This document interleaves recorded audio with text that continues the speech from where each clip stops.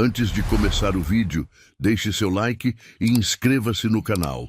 Assim você me ajudará a fazer mais vídeos para vocês.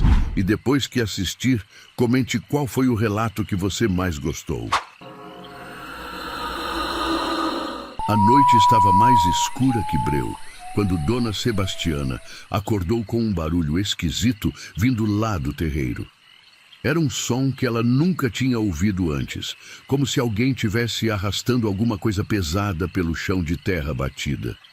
Dona Sebastiana era uma mulher forte, dessas que não tem medo de cobra nem de trovão. Vivia sozinha na sua casinha de adobe, lá no fim da estrada de terra. Depois que o marido tinha morrido, fazia uns 5 anos. A propriedade era pequena, mas tinha de tudo. Umas galinhas, 2 porcos, uma vaquinha leiteira e uma horta que dava inveja em toda a vizinhança. Naquela noite de lua nova, ela tinha ido deitar cedo, como sempre fazia. Mas lá pelas 2 da manhã, aquele barulho esquisito a tirou do sono. Primeiro pensou que podia ser a mimosa, a vaca, que tinha saído do pasto. Mas o som era diferente. Era como se alguém tivesse arrastando um saco de milho pelo terreiro, só que bem devagar. Sebastiana se levantou da cama e foi até a janela. A escuridão lá fora estava tão fechada que mal dava para ver a própria mão na frente do rosto. O barulho tinha parado, mas ela ficou ali parada, prestando atenção. Foi quando ouviu de novo, só que agora parecia que vinha de mais perto, quase embaixo da janela do quarto. O coração da véia começou a bater mais forte. Em 40 anos morando naquele lugar, ela conhecia cada som da propriedade. Conhecia o barulho que as galinhas faziam quando a raposa andava rondando. Conhecia o gemido que a porteira do curral fazia quando o vento balançava. Conhecia até o jeito que os sapos cantavam antes da chuva chegar. Mas aquilo era coisa nova. Ela pegou a lanterna que sempre deixava em cima da cômoda e acendeu. A luz amarelada cortou a escuridão do quarto. Mas quando ela apontou para a janela, não conseguiu ver nada lá fora. Só a cerca de arame farpado e, mais longe, as árvores escuras do pasto balançando no vento que tinha começado a soprar.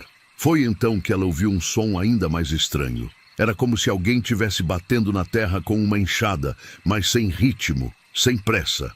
Pá, pá, pá. E depois parava uns segundos, e depois começava de novo, sempre no mesmo lugar. Sebastiana pensou nos vizinhos. O mais próximo era o seu Joaquim, que morava a uns 2 quilômetros dali, do outro lado do córrego. Muito longe para ele vir fazer alguma coisa no terreiro dela àquela hora da noite. E mesmo que viesse, por que não batia na porta como gente civilizada? Por que ficava ali, cavando no escuro? A mulher foi até a cozinha e pegou o facão que usava para cortar lenha e matar galinha quando precisava. Não era medrosa, mas também não era boba. Alguma coisa não estava certa naquela noite, e ela sentia isso no fundo da alma. O barulho continuava. Pá, pá, pá. Sempre no mesmo lugar, sempre do lado de fora da casa. Sebastiana foi até a porta da frente e encostou o ouvido na madeira grossa. O som parecia vir de uns 10 metros dali, bem no meio do terreiro onde ela costumava estender a roupa no varal todas as manhãs. "Quem tá aí?" ela gritou, tentando fazer a voz sair firme e corajosa. "Eu tô armada, vou chamar a polícia." O barulho parou na mesma hora, como se alguém tivesse levado um susto. Um silêncio pesado tomou conta de tudo. Nem grilo cantando, nem vento nas folhas, nem o mugido distante da mimosa. Nada. Era como se o mundo inteiro tivesse parado para escutar o que ia acontecer em seguida. Sebastiana esperou, o facão apertado na mão que começava a tremer um pouco. 1 minuto, 2 minutos, 3. Nada. Começou a pensar que talvez tivesse sido sua imaginação. Talvez tivesse sonhado acordada. Às vezes, acontecia isso quando a pessoa ficava muito tempo sozinha. Começava a ouvir coisas que não existiam. Mas quando ela já ia voltar para o quarto, O barulho começou de novo. Só que agora era diferente. Não era mais o som de alguém cavando. Era o som de passos. Passos lentos, arrastados. Como se a pessoa tivesse com dificuldade para andar. Como se tivesse machucada ou doente. Os passos vinham na direção da casa, fazendo um barulho surdo na terra batida do terreiro. O coração de Sebastiana disparou igual motor de caminhão velho. Ela apertou o facão na mão e foi até a janela da sala, que dava vista para o terreiro inteiro. Com cuidado, abriu uma fresta na cortina de chitão que ela mesma tinha costurado e espiou lá fora. A princípio não viu nada além das sombras escuras das árvores e dos mourões da cerca. Mas depois, bem devagar, uma sombra começou a se mexer perto do poço que ficava no canto do terreiro.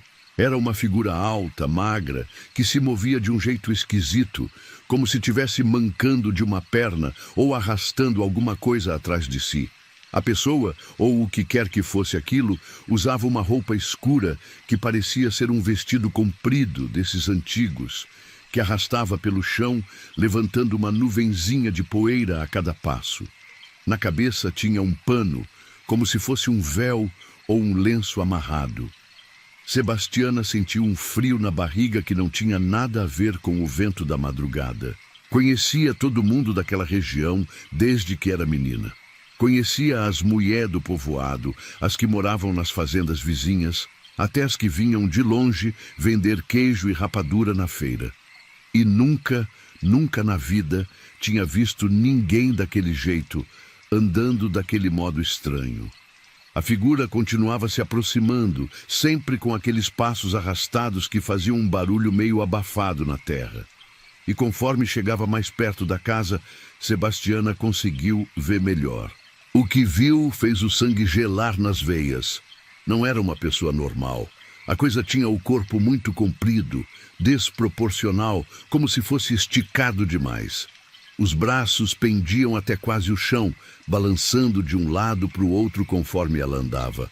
A cabeça ficava meio curvada para frente, como se pesasse demais para o pescoço fino conseguir sustentar. E por mais que Sebastiana forçasse a vista, não conseguia distinguir o rosto por baixo do pano escuro que cobria a cabeça. Era como se fosse uma sombra que tinha ganhado vida e estava caminhando pelo terreiro da sua casa. A mulher sentiu as pernas ficarem fracas e teve que se segurar no parapeito da janela para não cair. Nunca tinha sido supersticiosa. Sempre tinha achado que essas histórias de assombração e coisa ruim eram conversa de gente com pouca instrução. Gente que inventava essas coisas para assustar os outros. Mas ali, vendo aquela coisa se aproximando da sua casa no meio da madrugada, todos os causos que ela tinha ouvido a vida inteira voltaram à mente como um bando de morcego saindo de uma gruta. A figura parou bem na frente da porta de casa, a uns 3 metros de distância. Sebastiana conseguia ouvir uma respiração pesada, rouca, como se viesse de muito fundo, como se a pessoa tivesse corrido muito ou tivesse algum problema no peito. E então, para seu completo desespero, alguém bateu na porta. Toque, toque, toque. 3 batidas lentas, espaçadas, deliberadas. Não era a batida apressada de alguém que estava com pressa ou com medo. Era a batida de alguém que tinha todo o tempo do mundo, que sabia que ia ser atendido mais cedo ou mais tarde. Sebastiana segurou o grito que queria sair da garganta. A coisa lá fora sabia que ela estava acordada. Tinha visto a luz da lanterna pela fresta da cortina. Tinha ouvido ela gritar mais cedo. Não adiantava mais fingir que não estava em casa. "Quem é?" ela perguntou, mas a voz saiu fraca, quase um sussurro que mal ela mesma conseguiu ouvir. Nenhuma resposta. Só aquela respiração pesada do outro lado da porta, como o fole de uma forja que estivesse trabalhando devagar. Toque, toque, toque. As batidas de novo, sempre na mesma cadência, sempre com a mesma paciência terrível. Sebastiana olhou para a porta e viu com horror que a tramela não estava fechada direito. Na pressa de entrar em casa mais cedo, depois de recolher os ovos das galinhas, ela tinha esquecido de trancar bem. Se a coisa lá fora empurrasse com força, a porta ia abrir fácil como abrir uma cancela. Com o coração batendo igual tambor de festa junina, ela se aproximou devagar da porta e, sem fazer o menor barulho, travou a tramela com cuidado. O metal fez um clique baixinho quando encaixou no lugar. Mas no exato momento em que ela tocou na tramela, as batidas pararam. E então ela ouviu a voz. Era uma voz de mulher, mas diferente de qualquer coisa que ela já tinha ouvido na vida. Era como se viesse de debaixo da terra, rouca e sussurrada ao mesmo tempo, como se a pessoa tivesse a garganta machucada ou cheia de terra. Sebastiana, a voz disse, e o nome dela saiu arrastado, como se cada sílaba custasse um esforço imenso para ser pronunciada. Eu sei que você está aí. A véia sentiu o sangue gelar nas veias e teve que se segurar na parede para não desmaiar. Como aquela coisa sabia o nome dela? Como? E por que a voz parecia familiar? Como se ela já tivesse ouvido em algum lugar, em algum tempo muito distante. Abre a porta, Sebastiana. Eu preciso conversar contigo. Preciso muito. A voz tinha uma súplica estranha, mas ao mesmo tempo uma ameaça que não precisava ser dita.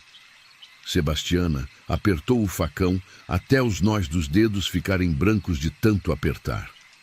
Não ia abrir a porta nem que matassem ela ali mesmo. Qualquer coisa que tivesse lá fora não era coisa boa, não era coisa de Deus. Eu não vou abrir, ela gritou, tentando colocar toda a coragem que ainda tinha na voz. Vai embora daqui, esta casa é minha, você não tem direito de estar aqui. Um riso baixo ecoou lá fora. Um riso que não tinha nada de alegre, que fazia os cabelos da nuca se arrepiarem e a pele toda ficar em carne de galinha. Era o riso de alguém que sabia de alguma coisa que os outros não sabiam, de alguém que tinha uma vantagem secreta. Você não lembra de mim, Sebastiana? Você não lembra? Eu morava aqui antes de você, muito antes de você chegar com seus panos de prato e suas panelas. A mulher franziu a testa tentando pensar. Antes dela, mas ela tinha comprado aquela terra do próprio dono, o finado Coronel Augusto, uns 15 anos atrás. Ele tinha dito que a propriedade estava abandonada fazia anos, que ninguém conseguia ficar morando ali por muito tempo. Dizia que a terra era azarada, que as plantas não cresciam direito, que os animais ficavam doentes sem motivo. Mas Sebastiana nunca tinha tido problema nenhum. Pelo contrário, tudo que ela plantava crescia bonito. As galinhas botavam ovo todo dia, a vaca dava leite, que era uma beleza. Nunca entendeu porque o coronel falava mal da propriedade. Eu não sei quem você é, Sebastiana respondeu, tentando manter a voz firme. Mas esta terra é minha por direito. Eu comprei, paguei à vista, tenho os papéis todos. Por direito? A voz lá fora ficou mais forte, mais zangada, como se tivesse sido insultada. Esta terra é minha, sempre foi minha. Eu nasci aqui, cresci aqui, casei aqui e morri aqui, Sebastiana. Morri e fiquei enterrada bem ali onde você faz sua horta bonita. O sangue de Sebastiana gelou como água de poço no inverno.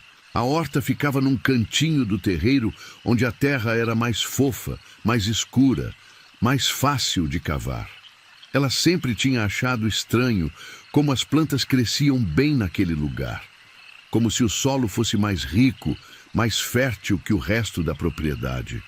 Os tomates ficavam vermelhos e grandes, as alfaces cresciam viçosas, até a mandioca rendia mais ali do que no resto da roça. Você está mentindo, ela gritou, mas a própria voz traiu a dúvida que estava crescendo no peito. Não tem cemitério aqui, nunca teve. Cemitério? O riso voltou, mais alto, mais assombrado, ecoando pelo terreiro como se tivesse saindo de dentro da terra. Quem disse que eu fui enterrada num cemitério? Quem disse que tive padre, que tive reza, que tive caixão? Eu morri aqui mesmo, Sebastiana. Morri e me enterraram como se fosse bicho, sem bênção, sem cruz, sem nada. As palavras foram como punhaladas no coração de Sebastiana. Ela começou a lembrar de umas conversas que tinha ouvido no povoado quando ainda era nova, quando ia com a mãe comprar mantimentos na venda do seu Antônio. Histórias sobre uma mulher que tinha sumido da região nos anos 40, que uns diziam ter fugido com um mascate que passava vendendo linha e agulha. Mas sempre tinha gente sussurrando que ela tinha sido morta pelo marido ciumento e enterrada em algum lugar escondido, longe do cemitério, longe dos olhos de Deus. Como é que ela tinha esquecido dessa história? Como é que nunca tinha pensado nisso quando comprou a terra? Dona Conceição, ela sussurrou, sem nem perceber que tinha falado o nome em voz alta. O silêncio lá fora foi total, como se até os grilos e as corujas tivessem parado para escutar. E depois, aquela voz tornou a falar, mas agora mais próxima, como se a coisa tivesse colado a boca na fresta da porta. Agora você lembrou.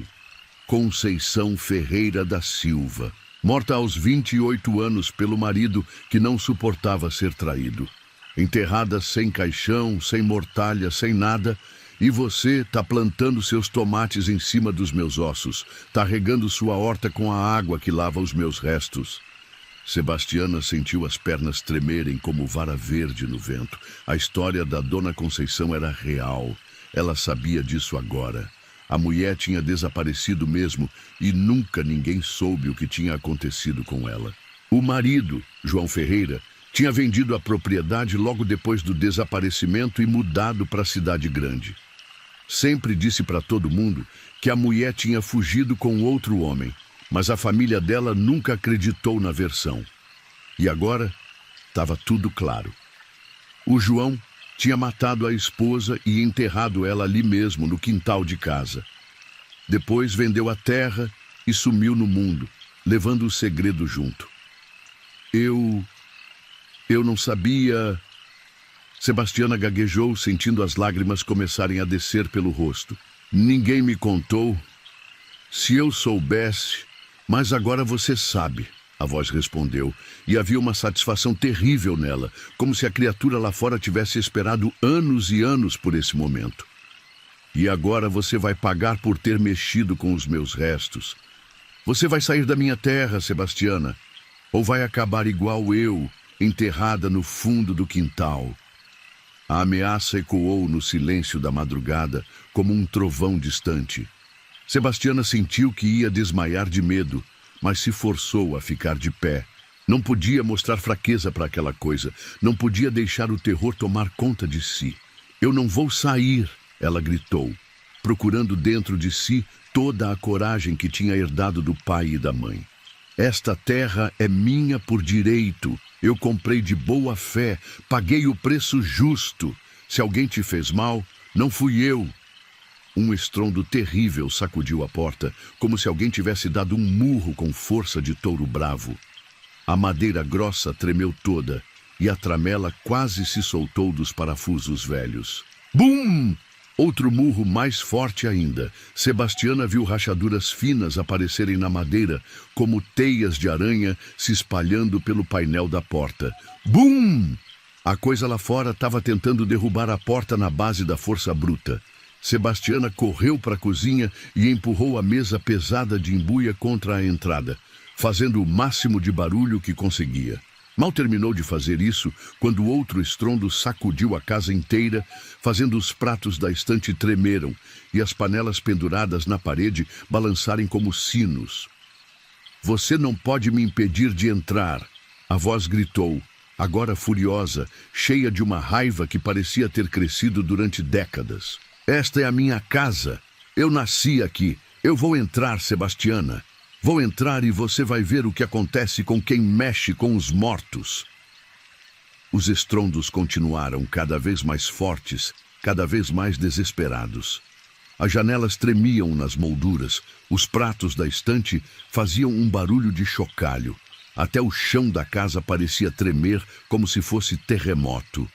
Sebastiana se escondeu atrás do fogão de lenha, ainda segurando o facão, mas sabendo que não ia adiantar nada contra o que estava tentando entrar. De repente tudo parou. O silêncio voltou, pesado como chumbo derretido. Sebastiana esperou, o coração batendo tão forte que ela achava que ia estourar igual balão de festa. 1 minuto, 2, 3, nada. Nem um sussurro, nem um gemido. Será que tinha ido embora? Será que tinha desistido? Ela se levantou devagar, as pernas dormentes de ficar tanto tempo agachada, e foi até a janela da cozinha que dava para o fundo do terreiro. Espiou lá fora com cuidado, mas não viu nada. O terreiro estava vazio, só as sombras das árvores se mexendo no vento que tinha ficado mais forte, e trazia o cheiro de chuva das nuvens escuras que cobriam o céu. Sebastiana sentiu um alívio imenso subir pelo peito. Talvez a coisa tivesse desistido mesmo. Talvez tivesse voltado para o lugar de onde veio. Talvez. Foi então que ela ouviu passos no telhado. Pá, pá, pá. Alguém estava caminhando lá em cima, bem devagar, como se estivesse procurando alguma coisa ou testando a resistência das telhas velhas.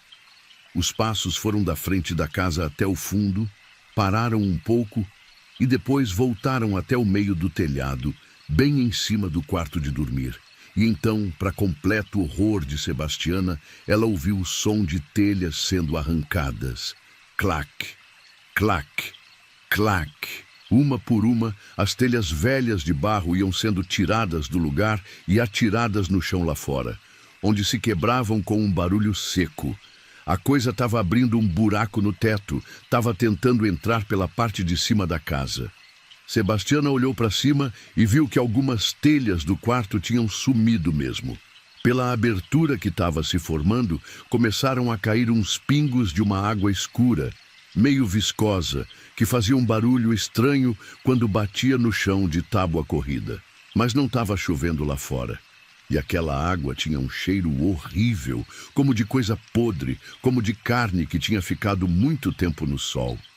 Eu falei que ia entrar de qualquer jeito. A voz ecoou lá de cima, abafada pelas telhas que ainda restavam. Não adianta trancar a porta, Sebastiana. Não adianta se esconder. Eu conheço esta casa melhor que você. Mais telhas foram arrancadas com violência. A abertura crescia rapidamente e por ela começou a descer uma substância escura, oleosa, que se espalhava pelo chão do quarto como se fosse viva, como se tivesse vontade própria.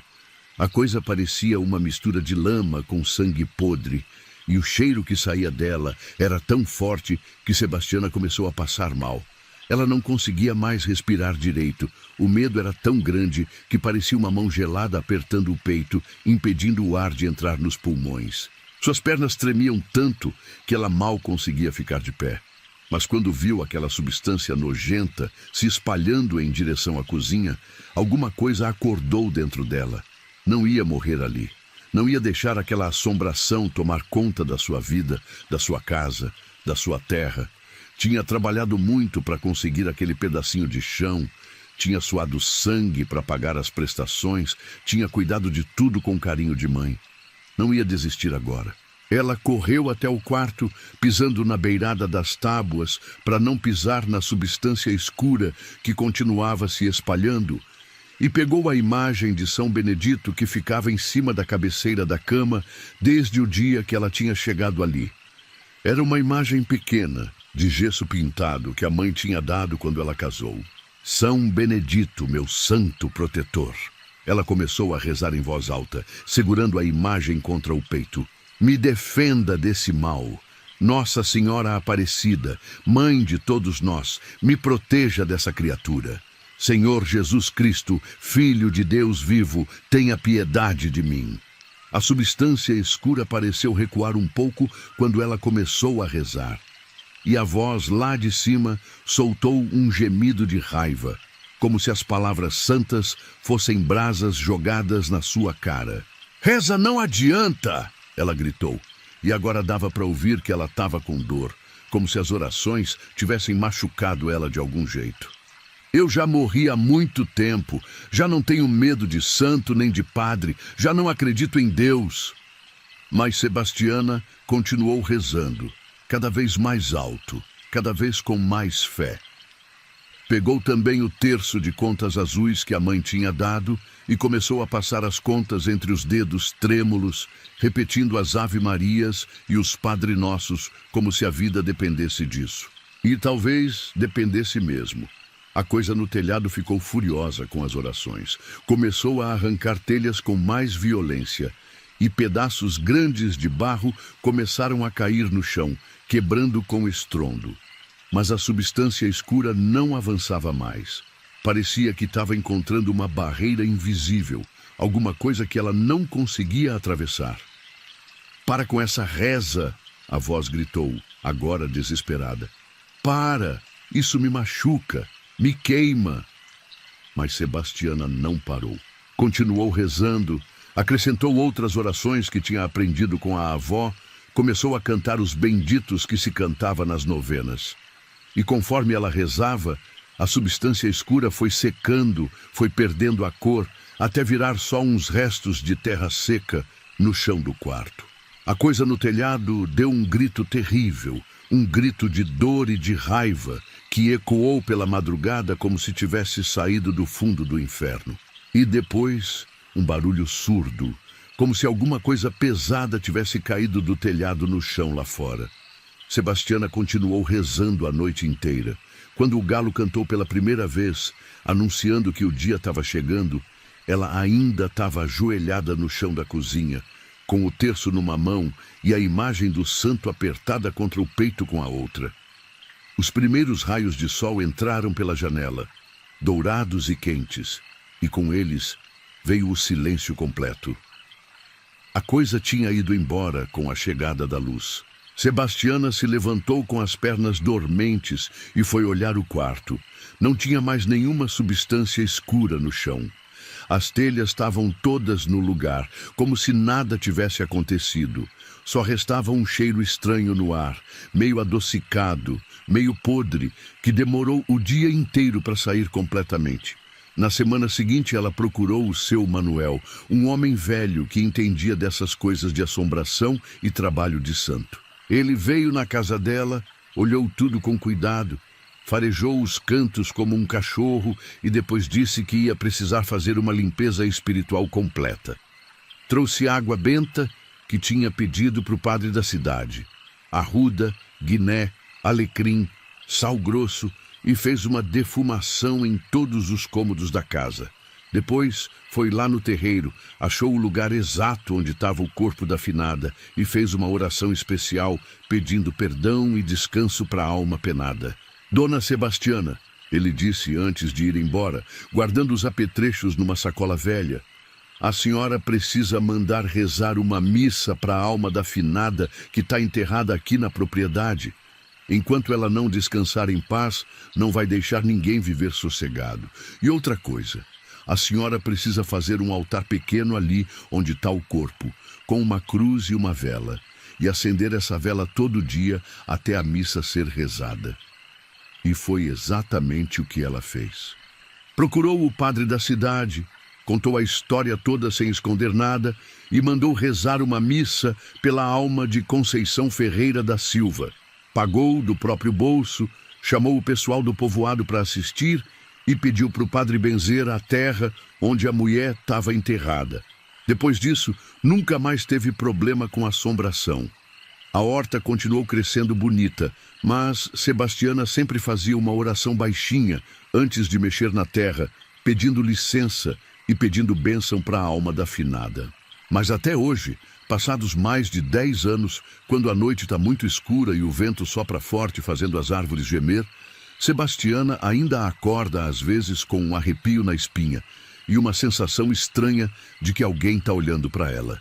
E sempre que vai regar a horta ou colher os tomates, faz uma oração baixinha, pedindo licença para pisar naquela terra sagrada, porque ela aprendeu naquela noite terrível que os mortos merecem respeito, mesmo quando a gente não sabe que eles estão ali. E aprendeu também que não existe terra sem história, que cada pedaço de chão guarda os segredos de quem viveu e morreu ali. e que às vezes, quando a injustiça é muito grande, nem a morte consegue dar o descanso que a alma precisa. O relógio de parede bateu meia-noite quando Dona Florisbela ouviu o primeiro choro vindo da mata fechada. Era um choro de criança, baixinho, como se viesse de muito longe, mas ao mesmo tempo parecia que estava bem perto da cerca dos fundos. Dona Florisbela morava sozinha numa casinha de madeira no meio de uma propriedade pequena, cercada por mata densa de todos os lados.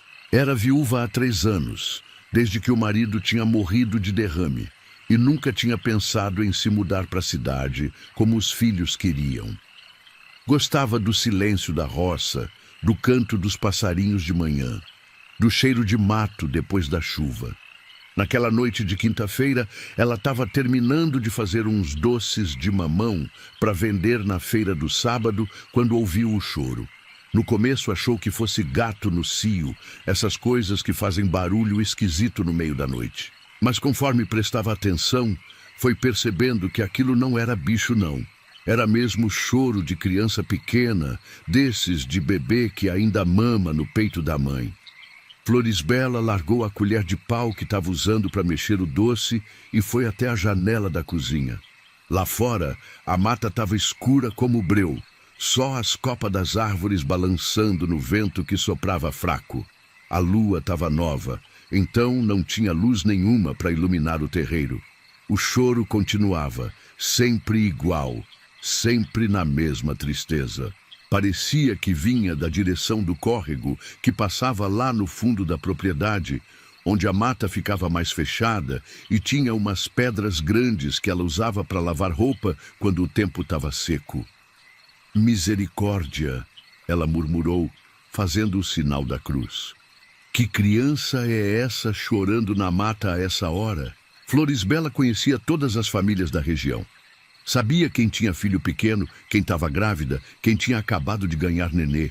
Conhecia a dona Inácia, que morava na fazenda vizinha e tinha uma menina de 2 anos. Conhecia a Joana, mulher do seu Pedro, que estava esperando o 3º filho. Conhecia até as moças solteiras, que às vezes sumiam por uns tempos e voltavam mais magras, com os olhos tristes. E não fazia sentido nenhuma criança estar perdida na mata àquela hora da madrugada. As casas mais próximas ficavam a mais de quilômetro dali, do outro lado da estrada principal. Para uma criança chegar até ali, teria que atravessar o rio, subir a colina íngreme e entrar na mata no meio do breu. Ela acendeu a lamparina a querosene e foi até a porta da frente. O choro estava mais alto agora, mais desesperado, como se a criança tivesse com fome ou com frio. O coração de Florisbela apertou no peito. Não importava de quem fosse o bebê, não podia deixar uma criança sozinha na mata no meio da noite. — Oi, tem alguém aí? Ela gritou, segurando a lamparina bem alto. — Precisa de ajuda? O choro parou na mesma hora, como se alguém tivesse tapado a boca do bebê. O silêncio que veio depois foi pesado, estranho, como se até os grilos tivessem parado de cantar para escutar. Florisbela esperou, o coração batendo mais forte. Talvez a mãe da criança tivesse ouvido ela gritar e fosse aparecer. Talvez fosse alguma moça nova que tinha saído de casa escondida e estava com vergonha de pedir ajuda. Já tinha acontecido antes, moças que engravidavam e não sabiam o que fazer, que saíam no meio da noite procurando alguém para ajudar. Mas ninguém apareceu. E depois de uns minutos que pareceram horas, o choro começou de novo. Só que agora parecia que vinha de um lugar diferente, mais para a esquerda, na direção da mata onde ela costumava buscar lenha seca e ervas medicinais. Isso não está certo. Ela falou sozinha, fechando a porta e trancando bem. Criança não anda sozinha pela mata mudando de lugar. Mas o instinto materno falou mais forte que o medo. Florisbela tinha criado 4 filhos, tinha ajudado no parto de várias vizinhas ao longo dos anos, sabia reconhecer o choro de bebê quando ouvia.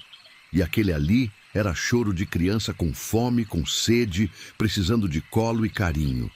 ela foi até o quarto e vestiu a saia mais grossa que tinha, aquela de lã que a sogra tinha tecido anos atrás. Calçou as botinas de couro que o marido usava para trabalhar na roça, pegou uma lanterna maior que funcionava com pilha e ainda guardou no bolso o terço que sempre carregava para todo lado. Quando saiu de casa, o choro continuava, sempre na mesma toada triste, sempre parecendo que vinha de lugar diferente.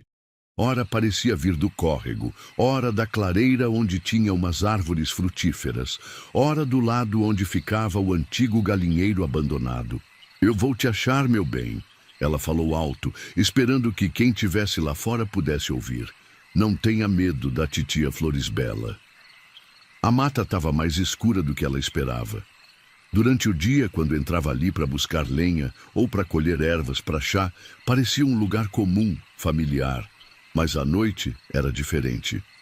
A luz da lanterna mal conseguia furar a escuridão entre as árvores, e os galhos baixos pegavam no cabelo e na roupa conforme ela andava. O cheiro da mata à noite era diferente também.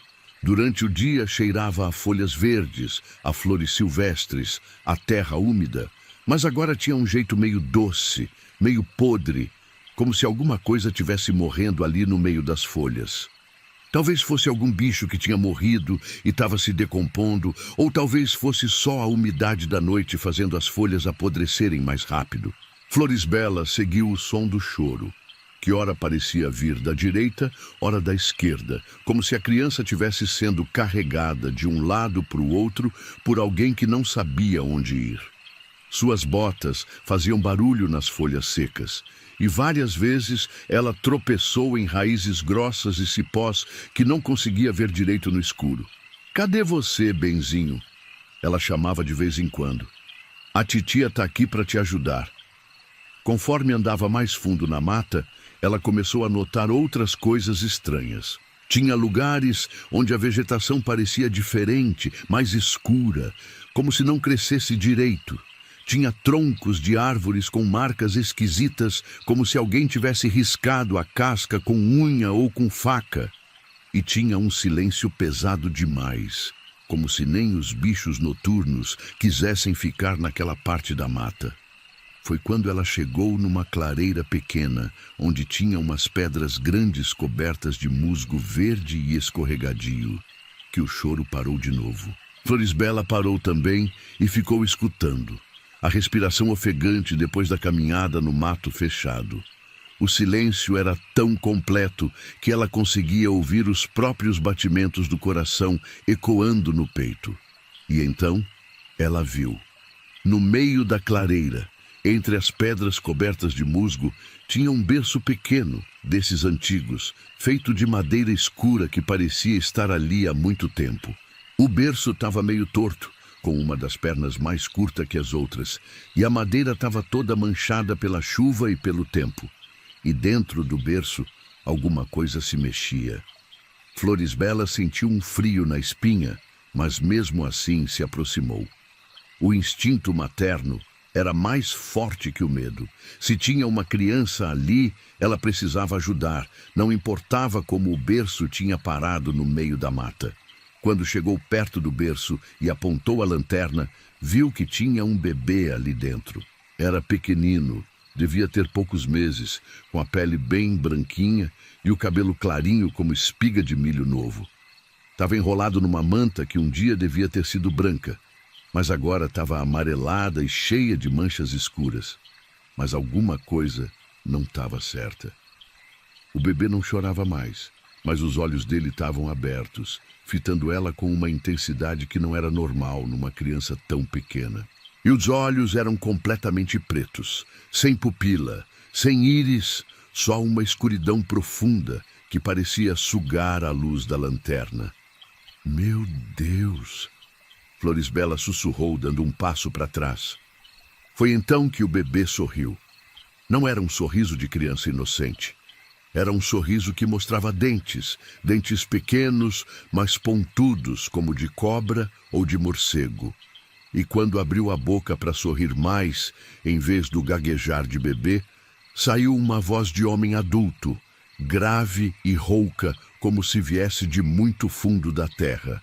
Obrigado por vir, Florisbela. Eu estava esperando você há tanto tempo.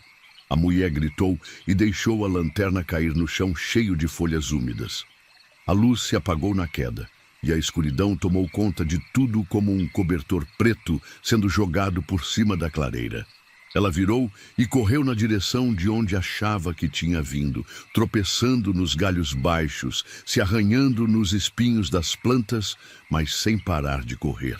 Atrás dela, ouviu uma gargalhada terrível ecoando pela mata. Uma gargalhada que não era de bebê nem de homem, mas de alguma coisa que não devia existir neste mundo. Era um riso que gelava o sangue nas veias, que fazia os cabelos se arrepiarem, que dava vontade de correr até o fim do mundo para fugir daquele som. Florisbela correu até não aguentar mais, até os pulmões arderem como fogo e as pernas tremerem de cansaço. Quando parou para respirar, encostada num tronco grosso que parecia familiar, percebeu que estava perdida. Não conseguia reconhecer nada ao redor, nem ver a luz da sua casa em lugar nenhum. E o pior de tudo, o choro tinha começado de novo. Mas agora não era só um bebê chorando, eram vários, dezenas de crianças chorando ao mesmo tempo, vindos de todos os lados da mata, como se ela tivesse caído no meio de um orfanato assombrado, onde todas as crianças choravam de uma vez só. Isso não pode estar acontecendo, ela falou para si mesma, as mãos tremendo tanto que mal conseguia se segurar nas árvores. Isso é pesadelo. Eu vou acordar na minha cama daqui a pouco. Mas não era pesadelo. Os choros continuavam, cada vez mais altos, cada vez mais desesperados. Tinha choro de bebê pequeninho, choro de criança maior, até choro daquelas que já sabiam falar, mas ainda eram pequenas demais para se cuidar sozinhas. E entre os choros, ela começou a ouvir vozes. Vozes infantis chamando por ela, vozes que saíam da escuridão da mata como sussurros de vento. Titia Florisbela, vem cá, titia, a gente tá com frio, a gente tá com fome. Por que você não cuida da gente, titia? A senhora sempre cuidou das crianças. A gente tá sozinho há tanto tempo, tanto tempo. As vozes vinham de todos os lados, como se a mata inteira tivesse se enchido de crianças perdidas. Florisbela começou a andar de novo, tentando achar o caminho de casa, mas parecia que quanto mais andava, mais fundo na mata ia parar. Era como se o próprio mato tivesse crescendo ao redor dela, fechando os caminhos, impedindo ela de sair. Foi então que ela começou a vê-las. Primeiro, foi só uma sombra pequena entre as árvores, do tamanho de uma criança de uns 5 anos. Depois outra e outra, até que a mata inteira se encheu de sombras infantis que se moviam entre os troncos, sempre se escondendo quando ela apontava o olhar na direção delas. Eram sombras que tinham formato de gente pequena, mas que se mexiam de um jeito estranho, como se não soubessem bem como andar, como se tivessem aprendido a se mover, observando os vivos de longe. Quem são vocês? Florisbela perguntou, a voz saindo fraca de tanto medo. O que vocês querem comigo? Uma das sombras se aproximou mais, saindo de trás de uma árvore grande, e Florisbela conseguiu ver melhor. Era realmente uma criança, uma menina de uns 6 anos, com um vestidinho branco que um dia devia ter sido bonito, mas agora estava todo sujo de terra e rasgado nas barras. Mas o rosto dela era o que mais assustava. Era o rosto de uma criança morta há muito tempo, com a pele azulada como de quem se afogou, com os olhos fundos e vazios, sem brilho de vida. Os cabelos estavam grudados na cabeça, como se tivessem ficado molhados e secado várias vezes, e havia manchas escuras ao redor da boca, como se fosse sangue seco ou terra. A gente quer uma mãe, a menina disse, e a voz dela ecoou como se viesse de dentro de um poço fundo. A gente nunca teve mãe, titia Florisbela. A gente nasceu aqui na mata e morreu aqui na mata, sem ninguém para cuidar da gente. Mais crianças começaram a sair de trás das árvores, aparecendo na clareira como fantasmas que se materializavam na escuridão.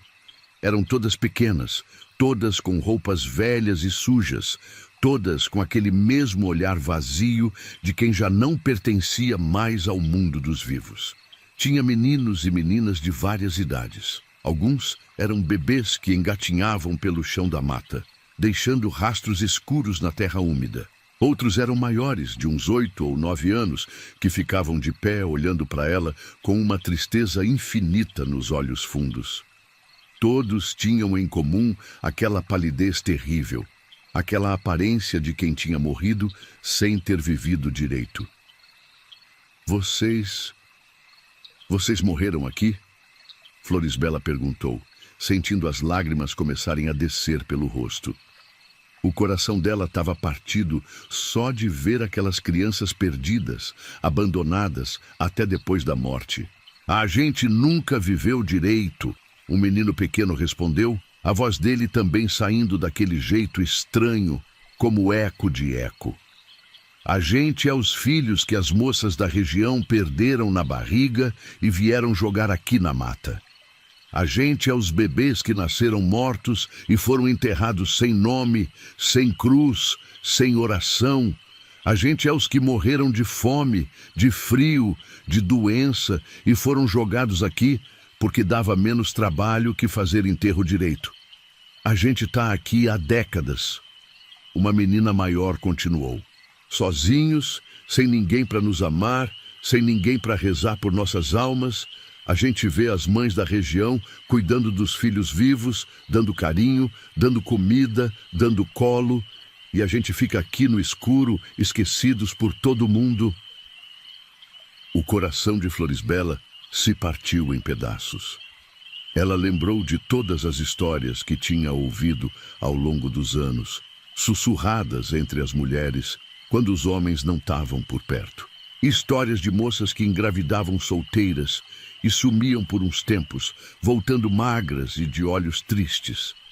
Histórias de crianças que nasciam mortas e eram enterradas em segredo para não dar escândalo na família. Histórias de bebês que morriam nos primeiros dias e eram sepultados sem registro, como se nunca tivessem existido. E havia outras histórias também, mais terríveis, que ela preferia não lembrar. Histórias de famílias muito pobres que não conseguiam sustentar mais uma boca e que faziam desaparecer os filhos recém-nascidos. Histórias de homens que não queriam reconhecer os filhos que tinham feito em mulheres solteiras e que se livravam do problema de forma definitiva. Meus anjinhos, ela sussurrou, estendendo a mão na direção das crianças. Eu não sabia, ninguém sabia que vocês estavam aqui. Mas agora você sabe. A menina do vestido branco disse, se aproximando mais, os pés descalços, não fazendo barulho nenhum, na terra coberta de folhas. E você pode ficar aqui com a gente. Pode ser nossa mãe para sempre. A gente vai te amar muito, titia Florisbela. A gente vai cuidar de você como você sempre cuidou das crianças da região. As outras crianças começaram a se aproximar também, formando um círculo ao redor de Florisbela. Ela queria correr. Todos os seus instintos gritavam para ela sair dali correndo, mas ao mesmo tempo sentia uma pena imensa daqueles pequenos perdidos, abandonados na mata como se fossem lixo que ninguém queria ver. Eu não posso ficar, ela disse, tentando ser gentil, mesmo com o medo que estava sentindo. Eu tenho minha casa, minha vida lá fora, mas prometo que vou cuidar de vocês de outro jeito. Vou mandar benzer esta mata. Vou pedir para o padre rezar pelas almas de vocês. Vou fazer com que vocês tenham o descanso que merecem. Não! Gritaram todas as crianças ao mesmo tempo, e o som foi tão alto e desesperado que os pássaros saíram voando das árvores, fazendo um barulho de asas batendo que ecoou pela mata inteira. Você não pode ir embora. Você é nossa mãe agora. A gente esperou tanto tempo por uma mãe. As crianças se aproximaram mais, e Florisbela viu com horror que elas não eram mais só sombras translúcidas. Conforme se aproximavam, iam ficando mais sólidas, mais reais, com mãos pequenas, mas frias, como gelo de geladeira, com dedos que se estendiam na direção dela como garras de bicho selvagem. A gente te ama, mamãe. Elas começaram a falar em coro, as vozes se misturando numa cantiga macabra que ecoava pela mata. Fica com a gente, mamãe, para sempre, para sempre, para sempre. Floresbella tentou correr, mas as crianças a cercaram completamente. Sentiu mãozinhas geladas segurarem suas pernas, seus braços, sua saia. Eram dezenas delas, todas querendo tocá-la, todas chamando ela de mãe com aquelas vozes de além-túmulo que faziam os ossos tremerem de pavor. Por favor, ela implorou, as lágrimas descendo pelo rosto como chuva. Me deixem ir embora. Prometo que volto amanhã. Prometo que trago comida, roupa, brinquedos. Prometo que cuido de vocês do jeito certo. Comida? Riu a menina do vestido branco, e o riso dela era terrível, sem alegria, sem inocência. A gente não come comida de gente viva, mamãe. A gente come outras coisas. A gente come o calor do corpo, a alegria do coração, os anos de vida. É assim que a gente sobrevive aqui na mata, sugando a vida de quem passa por aqui. Floresbella sentiu um frio terrível começar a tomar conta do corpo, como se alguma coisa invisível tivesse sugando o calor de dentro dela. As crianças estavam cada vez mais próximas, cada vez mais sólidas, e ela podia sentir o hálito gelado delas no rosto, um hálito que cheirava a terra molhada e a coisa podre. Não façam isso comigo, ela sussurrou, sentindo as forças se esvaindo, as pernas ficando bambas como se fossem de trapo. Eu sempre amei as crianças. Sempre cuidei bem de todos os pequenos que chegaram até mim. Por isso mesmo você vai ser uma mãe perfeita, disse um dos bebês que tinha se arrastado até ela e agora segurava no tornozelo dela com uma força impossível para uma criança tão pequena. Você vai ficar aqui e cuidar da gente até o fim dos tempos. Vai nos dar todo o amor que a gente nunca teve. Vai nos fazer companhia na escuridão. Floresbella sentiu os joelhos fraquejarem. O frio que vinha das crianças mortas estava congelando ela por dentro, tirando sua força vital, sua vontade de viver. Era como se elas fossem sugando a própria alma dela, deixando só um casco vazio que ia se transformar numa sombra igual a elas. Ela ia desmaiar, ia cair ali no meio da mata e nunca mais acordar. Ia virar mais uma das crianças perdidas, mais uma sombra vagando pela escuridão em busca de carinho e atenção. Foi então que se lembrou do terço que sempre carregava no bolso da saia. Com o último resto de força que tinha, ela puxou o terço de contas pretas que a mãe tinha dado no dia do casamento e começou a rezar em voz alta, a voz saindo fraca, mas decidida. Ave Maria, cheia de graça, o Senhor é convosco. As crianças mortas recuaram, como se tivessem levado um choque elétrico. O círculo que faziam ao redor dela se abriu um pouco, e ela conseguiu respirar melhor, sentir um pouco do calor voltando para o corpo. Bendita sois vós entre as mulheres, e bendito é o fruto do vosso ventre, Jesus. Para com essa reza, gritou a menina do vestido branco. Mas agora a voz dela tinha mudado, ficado mais aguda, mais desesperada, como se as palavras santas fossem dor física para ela. Isso machuca a gente, isso queima, para! Mas Floresbella continuou rezando, passando as contas do terço entre os dedos trêmulos, cada palavra saindo como uma arma contra as criaturas que queriam roubar sua vida. A cada Ave Maria, as crianças mortas ficavam mais fracas, mais transparentes, como se estivessem perdendo o poder que tinham sobre ela. Santa Maria, Mãe de Deus, rogai por nós pecadores, agora e na hora da nossa morte. Amém. Com a última palavra da oração, as crianças desapareceram como fumaça no vento. O silêncio voltou à mata, Mas agora era um silêncio diferente, mais leve, menos pesado de maldade. Florisbela olhou ao redor e viu que conseguia reconhecer o caminho. A luz amarelada da sua casa brilhava entre as árvores a uns 100 metros dali. Ela correu sem olhar para trás, tropeçando nas raízes e se levantando, até chegar na porta de casa. Só quando estava segura dentro da cozinha, com a porta trancada e a lamparina acesa, foi que parou para pensar no que tinha acontecido. No dia seguinte, ela procurou o padre da cidade e contou tudo sem esconder nada. Ele ouviu a história inteira sem interromper, balançando a cabeça com tristeza. Dona Florisbela, ele disse no final, infelizmente eu já ouvi histórias parecidas dessa região. Durante décadas, famílias inteiras fizeram dessa mata um cemitério não oficial para crianças que nasciam mortas ou que eram perdidas ainda na barriga. É um pecado terrível, mas acontecia muito no passado. E o que eu faço, padre? Elas vão voltar? Vamos benzer aquela mata, ele respondeu. Vamos rezar uma missa especial pelas almas daquelas crianças inocentes. E vou providenciar uma cruz grande para ser plantada lá no meio da clareira, para que elas tenham pelo menos um lugar sagrado para descansar. Foi exatamente o que fizeram. No domingo seguinte, o padre levou um grupo de fiéis até a mata e benzeu cada cantinho onde pudesse ter alguma criança enterrada. Plantaram uma cruz grande de madeira bem no centro da clareira e fizeram uma oração coletiva pedindo descanso para as almas inocentes. Depois disso, Florisbela nunca mais ouviu choro de criança vindo da mata. E até hoje, toda sexta-feira, ela faz um doce a mais e deixa numa vasilha pequena no pé da cruz, junto com flores do campo e uma vela acesa, para mostrar que as crianças não foram esquecidas.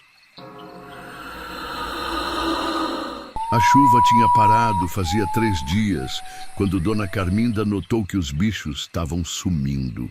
Primeiro foram as galinhas, que pararam de botar ovo e ficavam escondidas debaixo do alpendre o dia inteiro, cacareando baixinho como se estivessem conversando sobre algum perigo que só elas conseguiam ver. Depois foi a vaca, que não queria mais sair do curral, nem para pastar na grama fresca que tinha brotado depois da chuvarada, ficando ali parada no canto mais distante, sempre olhando na direção da mata dos fundos. E por último, até os cachorros da propriedade começaram a latir para o mato sem parar, como se estivessem vendo alguma coisa que ela não conseguia enxergar. Dona Carminda morava numa fazendinha pequena no pé da serra, onde o mato era mais cerrado e as árvores cresciam tortas por causa do vento forte que soprava das montanhas. A propriedade não era grande, mas tinha tudo o que ela precisava. Uma casinha de madeira bem cuidada, um pasto pequeno para vaca, um galinheiro que rendia uns ovos para vender na cidade e uma horta que dava verdura o ano todo. Tinha ficado viúva há 2 anos, quando o marido morreu de parada do coração enquanto trabalhava na roça. E diferente das outras mulheres da região, nunca pensou em se mudar para a casa dos filhos na cidade.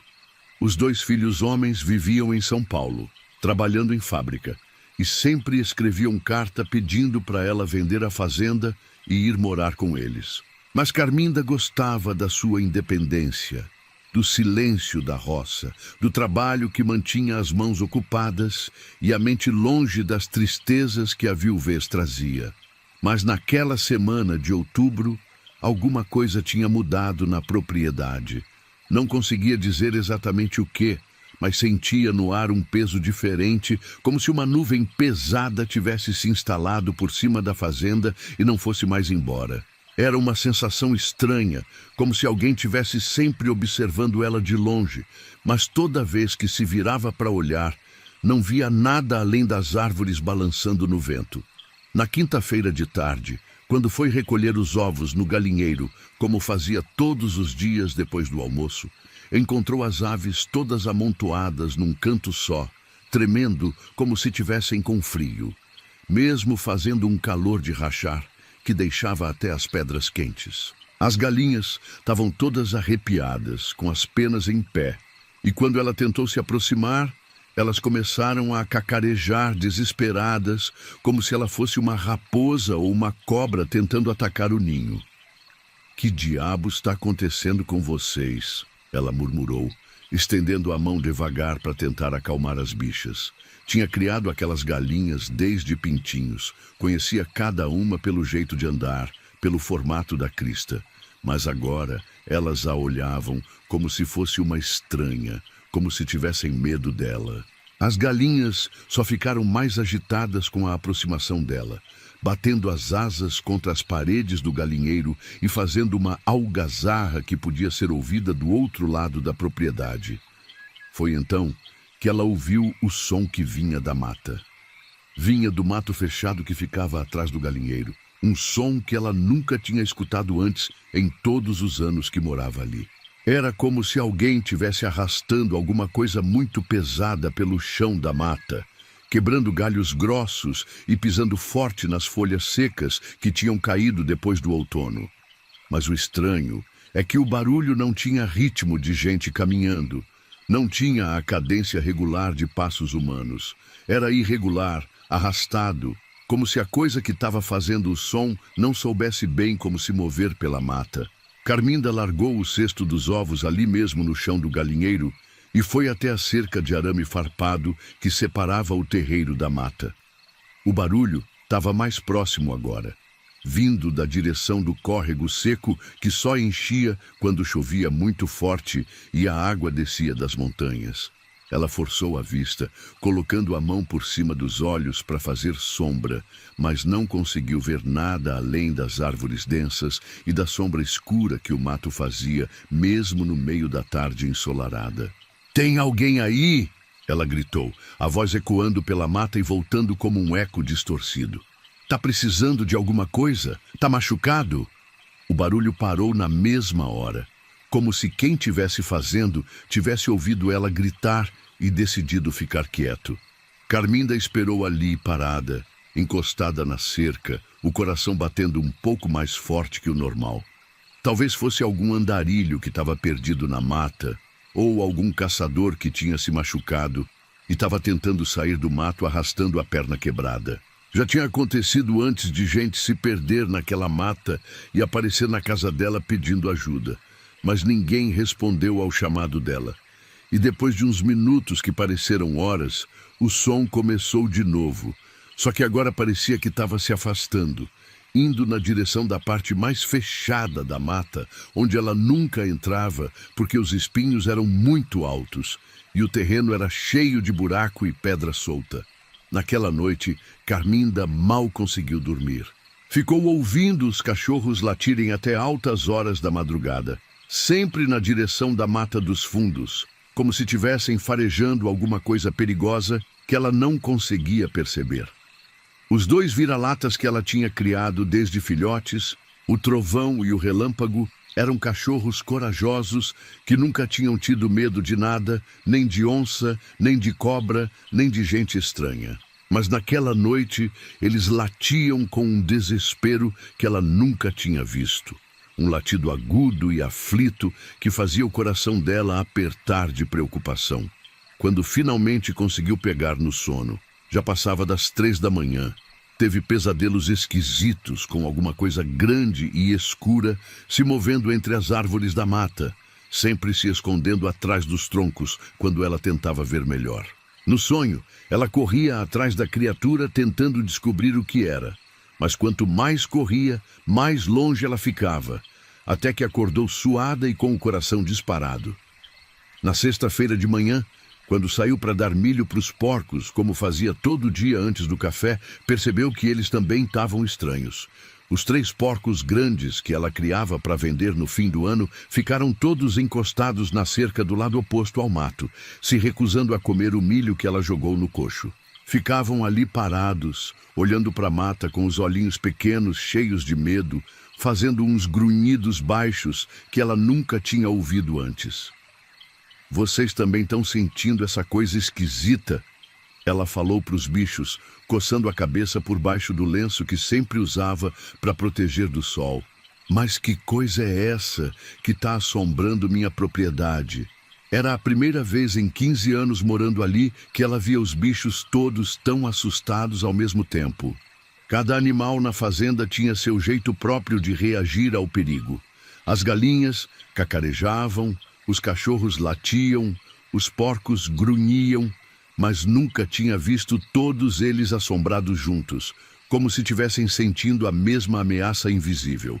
Foi quando ela decidiu ir até a cidade procurar o seu Antônio, um homem velho, de uns 70 anos, que entendia de bichos e sempre dava bons conselhos para as pessoas da região. Ele tinha sido vaqueiro a vida inteira, tinha trabalhado em fazendas grandes e tinha uma sabedoria sobre os mistérios da roça que todo mundo respeitava.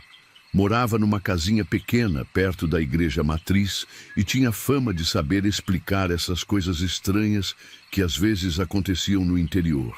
Carminda pegou o caminhão velho que o marido tinha deixado e foi para a cidade. Era um Ford antigo, meio cansado, mas que ainda funcionava bem para as necessidades dela. A estrada de terra estava esburacada por causa da chuva da semana anterior. E ela teve que dirigir devagar para não quebrar o carro nos buracos maiores.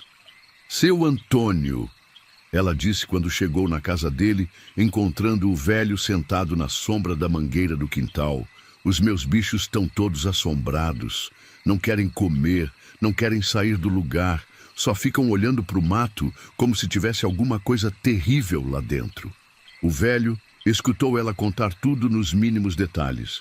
O comportamento estranho das galinhas, o medo da vaca, os latidos desesperados dos cachorros, os porcos se recusando a comer, e principalmente aquele barulho esquisito que vinha da mata. Seu Antônio ouviu tudo balançando a cabeça devagar, os olhos meio fechados, como se estivesse pensando em alguma coisa muito importante, alguma lembrança antiga que estava tentando organizar na memória. Dona Carminda, ele disse depois de um tempo, tirando o chapéu de palha da cabeça e coçando os cabelos brancos. A senhora conhece a história daquela mata que fica nos fundos da sua propriedade? História? Que história, seu Antônio? Aquela mata já foi cemitério indígena há muitos e muitos anos atrás, muito antes dos brancos chegarem na região. Antes de ter fazenda, antes de ter estrada, antes de ter cidade, os índios guaranis enterravam os mortos deles lá, numa clareira que fica bem no meio do mato mais fechado. E dizem por aí que quando alguma coisa perturba o descanso dos ancestrais, eles mandam avisos para o mundo dos vivos. Carminda sentiu um frio na barriga, mesmo fazendo calor. Que tipo de avisos? Os bichos sentem primeiro, seu Antônio explicou, recolocando o chapéu na cabeça para se proteger do sol que estava ficando mais forte. Eles têm mais sensibilidade para essas coisas do outro mundo. Conseguem perceber presenças que a gente não percebe. Depois começam a acontecer outras coisas. Barulhos estranhos vindo de lugar nenhum. Objetos que somem de um lugar e aparecem em outro sem explicação. Sensação constante de que alguém está observando. Pesadelos que se repetem toda noite. E o que eu faço para resolver isso? A primeira coisa é descobrir o que foi que perturbou o descanso dos ancestrais. Pode ter sido alguma coisa que a senhora fez sem querer, sem saber que estava mexendo com coisa sagrada. Ou pode ser que alguma pessoa mal intencionada tenha entrado na propriedade da senhora e mexido com alguma coisa que não devia mexer. De qualquer jeito, a senhora precisa ter muito cuidado daqui para frente. Os espíritos antigos não gostam de ser incomodados e, quando ficam zangados, podem fazer coisas bem piores que só assustar os bichos. Carminda voltou para casa com o coração mais pesado que uma pedra de moer. Nunca tinha mexido em nada na mata. Sempre respeitou aquele lugar como se fosse sagrado, mesmo sem saber que realmente era. Desde que chegou na propriedade, 15 anos atrás, sempre evitou entrar no mato mais fechado, por instinto, como se alguma coisa dentro dela soubesse que aquele lugar devia ser deixado em paz. Mas talvez alguém tivesse entrado na propriedade sem ela saber e mexido em alguma coisa que não devia. A fazenda não tinha cerca em volta toda. Tinha alguns pedaços onde era fácil entrar, principalmente do lado que dava para a estrada velha, que quase ninguém usava mais. Naquela noite, ela decidiu ficar acordada para observar e ver se conseguia descobrir o que estava acontecendo. Sentou na cadeira de balanço da varanda, aquela que o marido tinha feito com as próprias mãos, usando madeira de peroba, com uma xícara de café bem forte e um cobertor para se agasalhar caso esfriasse, e ficou de olho na mata dos fundos. Os cachorros estavam mais calmos que na noite anterior, mas ainda latiam de vez em quando, sempre olhando na mesma direção. Era um latido diferente do normal. Não era latido de alerta para ladrão ou para bicho selvagem. Era um latido de medo, de quem está vendo alguma coisa que não entende e não sabe como reagir. Era quase meia-noite quando ela viu a primeira luz. Era uma luzinha fraca, meio azulada, que apareceu entre as árvores da mata e ficou ali parada, tremulando como chama de vela no vento. No começo, Carminda pensou que fosse alguém com lanterna, talvez um caçador que caçava de madrugada, ou talvez alguém que estava fazendo alguma coisa escondida na mata e não queria ser visto durante o dia. Mas conforme ela prestava mais atenção, percebeu que a luz não se movia como lanterna de gente. Ficava parada num lugar por uns minutos. Depois apagava completamente e acendia em outro lugar, sempre mais fundo na mata, sempre na direção da clareira que ela sabia que existia, mas nunca tinha visitado. E conforme seus olhos se acostumaram com a escuridão da noite, ela percebeu que não era só uma luz. Eram várias, dezenas delas, piscando entre as árvores como vagalumes gigantes, mas com uma luz fria, artificial, que não era de bicho nem de planta. Que diabo é isso? Ela murmurou para si mesma, se levantando da cadeira e chegando mais perto da cerca que separava o terreiro da mata. As luzes começaram a se mover e Carminda viu com espanto que elas estavam se organizando, formando uma espécie de procissão entre as árvores. Iam todas na mesma direção, lentamente, como se fossem pessoas carregando velas e caminhando em fila indiana por uma trilha invisível. Mas não tinha barulho de passos, nem som de galhos quebrando, nem de folhas sendo pisadas. Só as luzes se movendo em silêncio absoluto pela mata escura. Carminda sentiu todos os cabelos do corpo se arrepiarem. Aquilo não era coisa natural, não era coisa deste mundo. Ela fez o sinal da cruz 3 vezes seguidas e começou a rezar baixinho uma Ave Maria, sem tirar os olhos das luzes misteriosas que continuavam sua procissão fantasmagórica. A procissão de luzes foi até o meio da mata e parou numa área que ela sabia ser uma clareira. Porque às vezes, durante o dia, via a copa das árvores se abrir naquele ponto, deixando um pedaço de céu aparecer. As luzes formaram um círculo perfeito e ficaram ali, pulsando devagar, ritmicamente, como se fossem corações batendo em uníssono. E então, ela ouviu os tambores. Era um som baixo, profundo, que parecia sair da própria terra, como se o chão tivesse virando um tambor gigante. Tum, tum, tum, tum, tum, tum. Era o som de tambores indígenas, desses que ela tinha visto em filme na televisão quando passava documentários sobre os índios do Brasil, mas muito mais real, muito mais próximo, muito mais intenso. O som dos tambores ecoou pela mata e pelo terreiro, fazendo o chão vibrar debaixo dos pés dela. Ela podia sentir a vibração subindo pelas pernas, passando pelo corpo todo, chegando até o peito onde o coração batia cada vez mais forte. Os cachorros pararam de latir completamente e ficaram quietos como mortos, as orelhas em pé, como se tivessem reconhecido alguma coisa sagrada que merecia respeito absoluto. Carminda quis entrar em casa e trancar todas as portas e janelas, se esconder debaixo da cama, como fazia quando era criança e tinha medo de trovão. Mas não conseguiu se mover. Ficou ali parada na varanda, hipnotizada pelos tambores e pelas luzes que dançavam na clareira, como se uma força invisível tivesse colado os pés dela no chão de madeira. Era assustador, mais assustador que qualquer coisa que ela já tinha vivido. Mas ao mesmo tempo tinha alguma coisa bonita naquilo, alguma coisa solene e importante que fazia ela sentir que estava presenciando algo muito antigo e sagrado, algo que poucos seres humanos tinham a oportunidade de ver.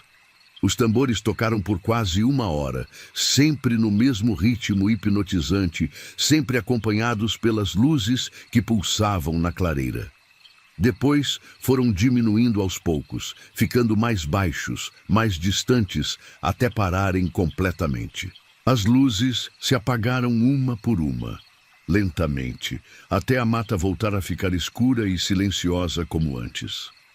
Carminda ficou acordada o resto da noite, sentada na mesma cadeira, esperando para ver se ia acontecer mais alguma coisa. Mas tudo ficou quieto. E quando o galo cantou anunciando o primeiro raio de sol no horizonte, ela finalmente conseguiu relaxar os músculos tensos e respirar normal de novo. No sábado de manhã, quando foi cuidar dos bichos, ela percebeu que eles estavam diferentes de novo.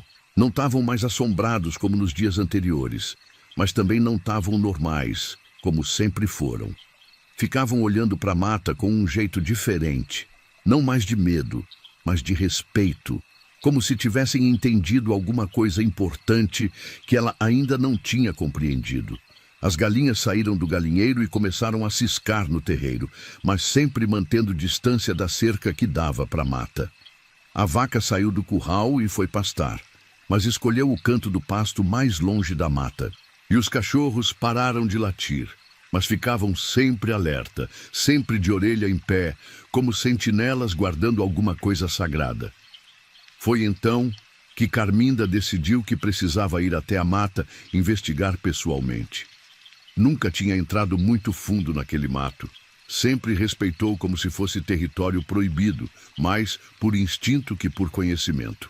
Mas agora, depois do que tinha visto na noite anterior, precisava entender o que estava acontecendo na sua propriedade.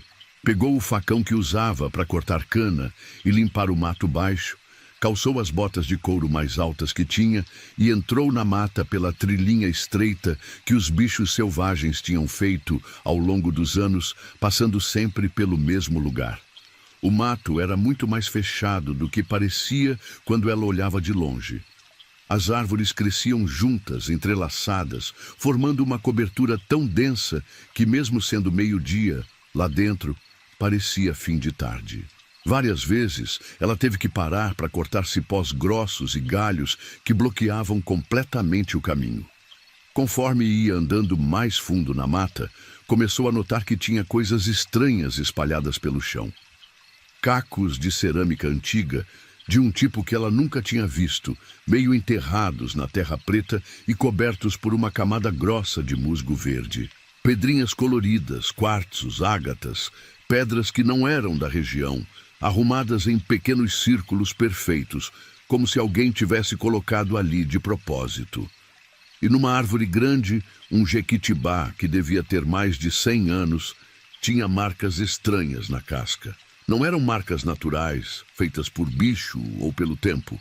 Eram desenhos que pareciam ter sido feitos com faca ou machado, símbolos que ela não conseguia entender, mas que davam uma sensação estranha, como se fossem escritas numa língua muito antiga. Quando finalmente chegou na clareira, depois de quase 1 hora abrindo caminho no mato fechado, o que viu a deixou completamente sem fôlego. Era um espaço circular perfeito no meio da mata, onde as árvores se abriam como se tivessem sido plantadas de propósito para deixar um espaço livre no centro.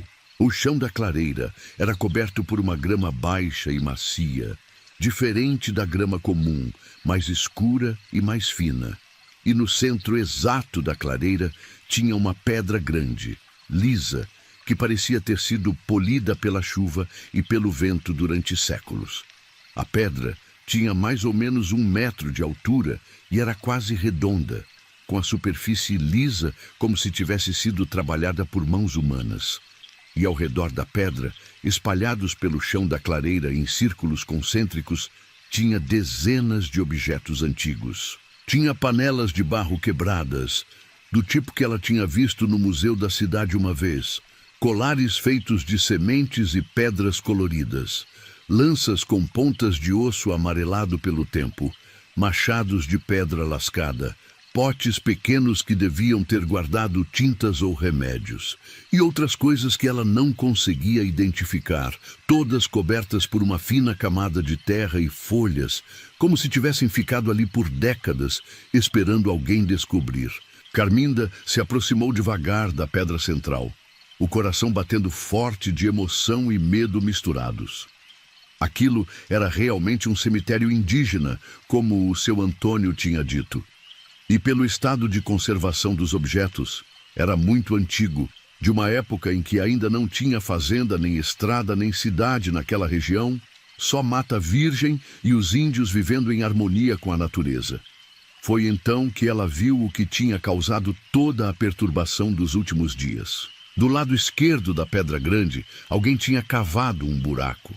Não era um buraco pequeno, era uma cova grande e funda, como se alguém tivesse tentado desenterrar alguma coisa importante que estava enterrada ali há muito tempo. E espalhados ao redor do buraco, jogados de qualquer jeito no chão sagrado, tinha ossos humanos. Eram ossos antigos, amarelados pelo tempo, que tinham sido tirados da terra sem cuidado nenhum e atirados no chão como se fossem lixo. Tinha pedaços de crânio, ossos das pernas e dos braços, costelas quebradas, tudo misturado com terra preta e pedaços de cerâmica que tinham sido quebrados na escavação. Meu Deus do céu! Ela sussurrou, fazendo o sinal da cruz e se ajoelhando no chão da clareira. Alguém profanou um túmulo sagrado. Carminda olhou ao redor da clareira com mais atenção e viu outros sinais de vandalismo e desrespeito. Várias das peças antigas que estavam arrumadas ao redor da pedra tinham sido quebradas de propósito, como se alguém tivesse chutado e pisado nelas só por maldade. Uma lança bonita, com ponta de osso entalhado, tinha sido quebrada no meio. Potes de cerâmica que deviam ser obras de arte tinham sido despedaçados. E numa árvore próxima, num pau-brasil que devia ser sagrado para os índios, tinha marcas frescas de machado, como se alguém tivesse tentado cortar a árvore por diversão, só para destruir alguma coisa bonita e antiga. Ela entendeu na mesma hora porque os espíritos antigos estavam perturbados e zangados. Alguém tinha vindo até aquele lugar sagrado e tinha desrespeitado tudo.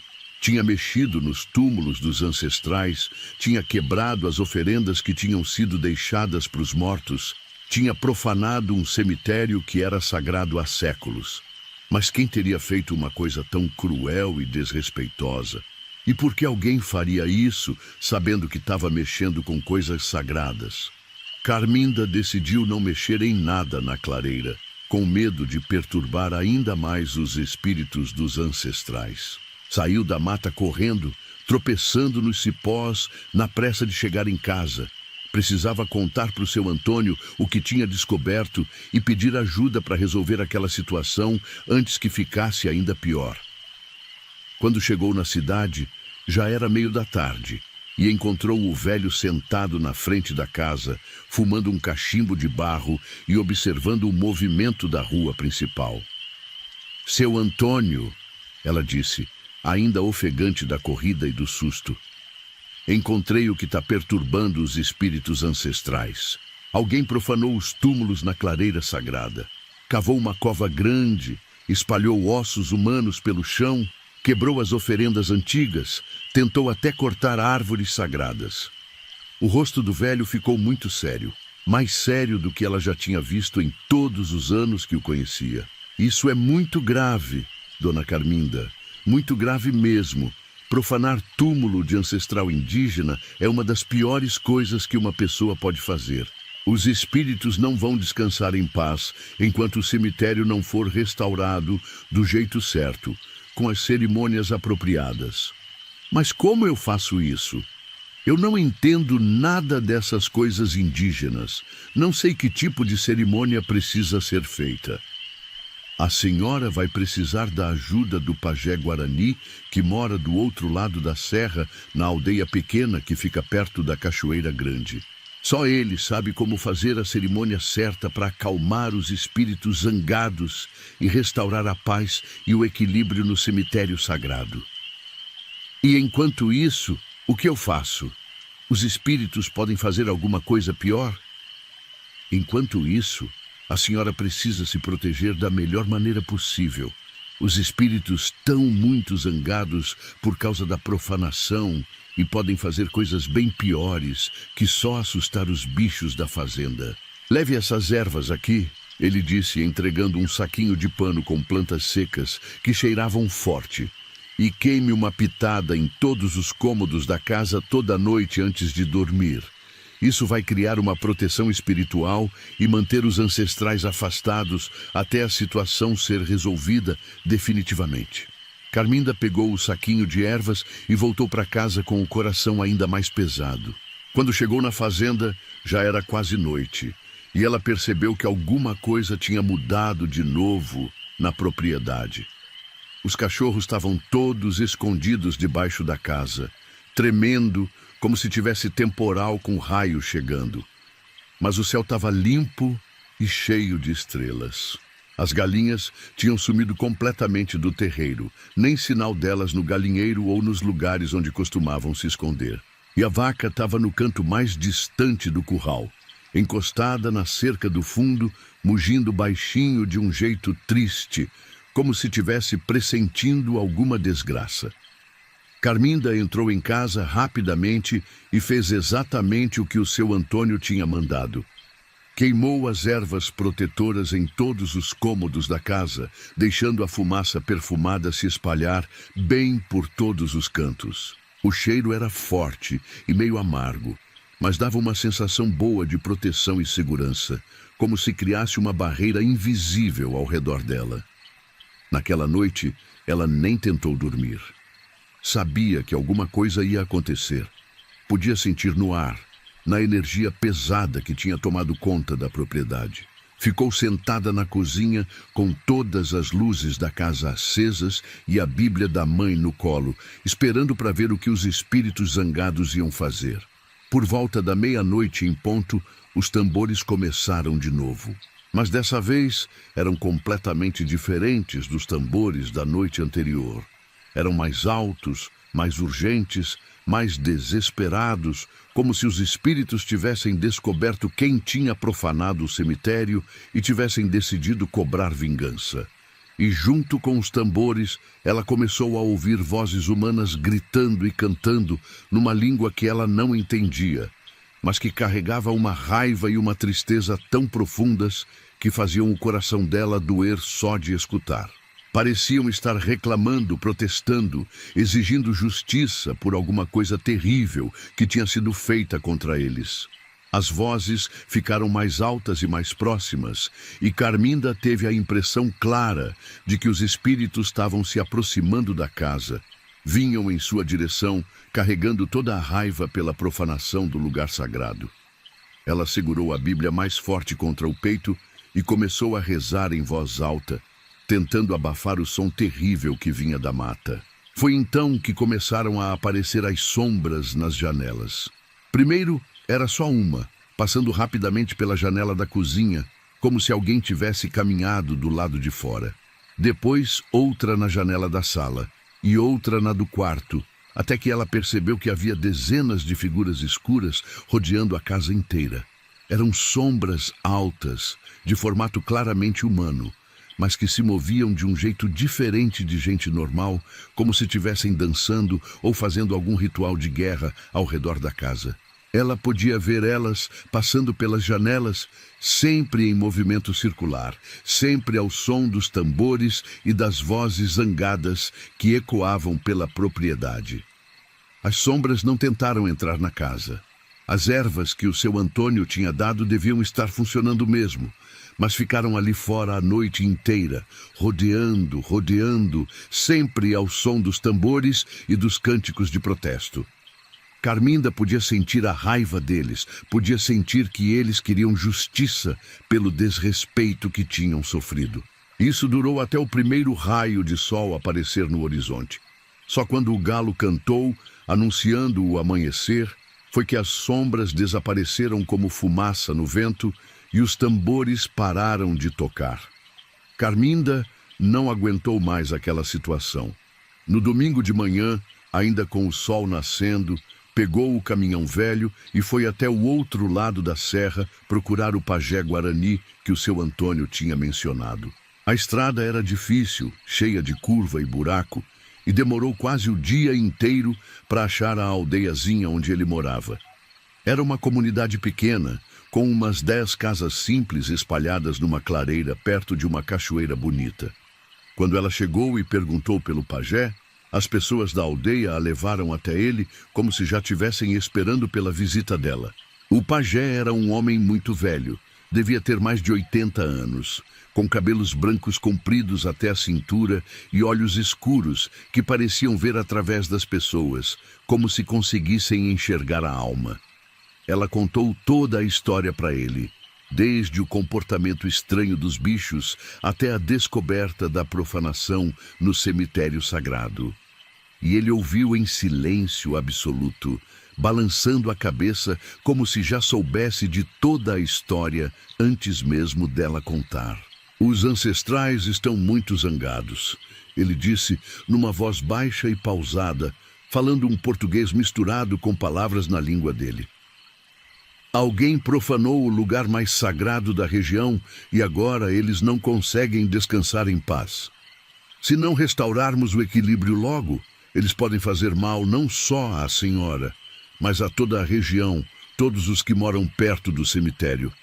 O que precisa ser feito para resolver isso? Eu vou até lá amanhã de manhã bem cedo. Vamos limpar a clareira sagrada, reorganizar os ossos dos ancestrais com todo o respeito que eles merecem, fazer as oferendas certas e pedir perdão aos espíritos em nome de quem fez o mal. Mas vai ser perigoso. Durante a cerimônia de restauração, os espíritos podem ficar ainda mais agitados antes de se acalmarem definitivamente. Eu vou junto ajudar. Não, senhora. A senhora deve ficar bem longe durante a cerimônia. Vá para casa de algum parente na cidade e só volte quando eu mandar recado que tudo foi resolvido e que os ancestrais estão em paz de novo. Na segunda-feira de manhã bem cedo, antes mesmo do sol nascer, Carminda arrumou uma mala pequena e foi para a cidade ficar na casa de uma comadre.